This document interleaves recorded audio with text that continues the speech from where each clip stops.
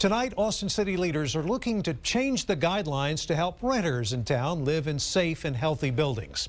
This all stems from the incident last year when the entire walkway collapsed at the Woodridge Apartments in East Austin.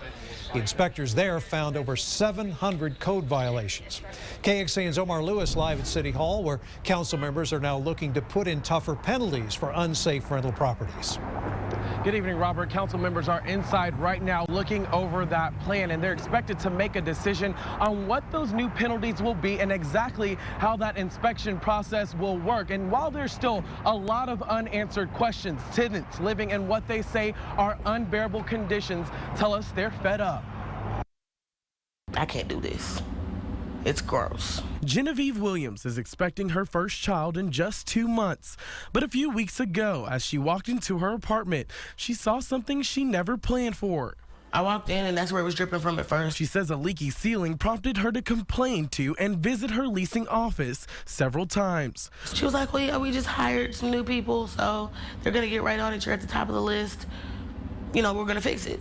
Williams says the complex told her they'd fix the problem, but the leak lingers. As mold quickly grows, she's worried about the impact it's having on her pregnancy. I have bronchitis and I have gestational diabetes from the stress.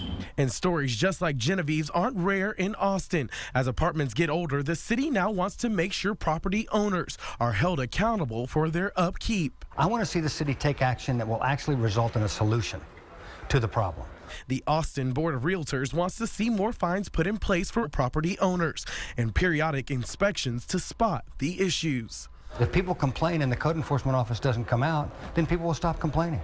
And that's exactly what happened to Genevieve. She's now fed up and trying to move out for the safety of her newborn. Well, they can pretty much do what they want to do. If he comes out with 3 ears, I'm going to be mad. And we did reach out to the apartment complex seen in this story. However, they did decline our offer for a comment. Last year, there were over 150 multifamily properties that received notices for violations. And the city says there are plenty more out there that are slipping under the radar. Tonight, we're live at City Hall. Omar Lewis, KXAN News. Thanks, Omar. We got a tip about Williams' situation through our Report It feature. If you have a story idea, email us at reportit@kxan.com. You'll find more information at kxan.com. But if you were in her position, what would you do? Going in depth now, take note of dangerous buildings, tall grass and weeds, illegal dumping in your community. This goes for apartment buildings as well as neighborhoods. To report a code violation, you'll want to call the Code Compliance Office. Their number on your screen, simply 311. The department says a worker should be out within 2 working days to investigate.